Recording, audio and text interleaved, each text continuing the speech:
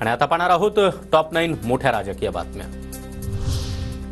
Mumbai Senate निवडणुकीमध्ये ठाकरे गटाच्या युवा सेनेचा डंका। राखीव प्रवर्गातील 5ही जागांवर युवा सेनेचा विजय, तर खुल्या प्रवर्गात देखील 3 उमेदवार विजयी।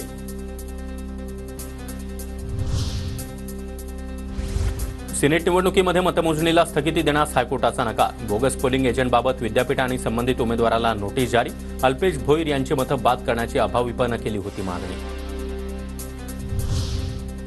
देवेंद्र फडणवीसांच्या मंत्रालयातील कार्यालयामध्ये धनश्री सहस्त्रबुद्धे नावाच्या महिलेकडून तोडफोडीचा प्रयत्न। तोडफोड करणाऱ्या महिलेनं मंत्रालयात बेकायदेशीरपणे प्रवेश मिळवल्याचं देखील समोर।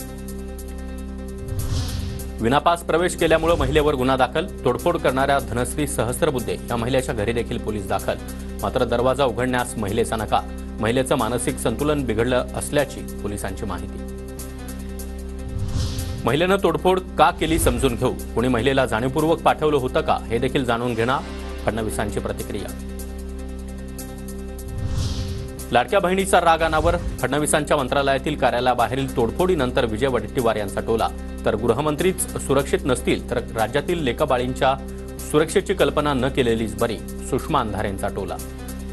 या सरकारच्या संदर्भात त्या लाडक्या बहिणीला किती चीड आहे हे 6व्या मजल्यावर मंत्रालयात घुसून या माझ्या लाडक्या बहिणींनी दाखवून दिलं आहे की तुम्ही नालायक आहात, तुम्ही सत्तेवर बसण्याचे लायकीचे आहात।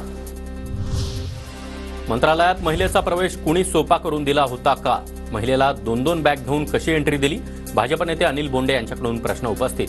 तर महिलेचा कार्यालयातला धुडगूस अत्यंत चुकीचा, अशा व्यक्तींचा बंदोबस्त होणं गरजेचं, आमदार भरत गोगावले यांची प्रतिक्रिया।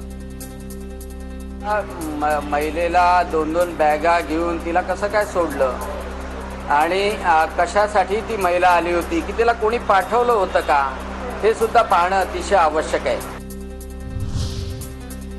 सोमवारपर्यंत अक्षयचा मृतदेह दफन करा, जागा उपलब्ध करून द्या, कोर्टाचे राज्य सरकारला आदेश। अक्षयचा मृतदेह दफन करायला बदलापूर, अंबरनाथ आणि कळव्यामध्ये विरोध।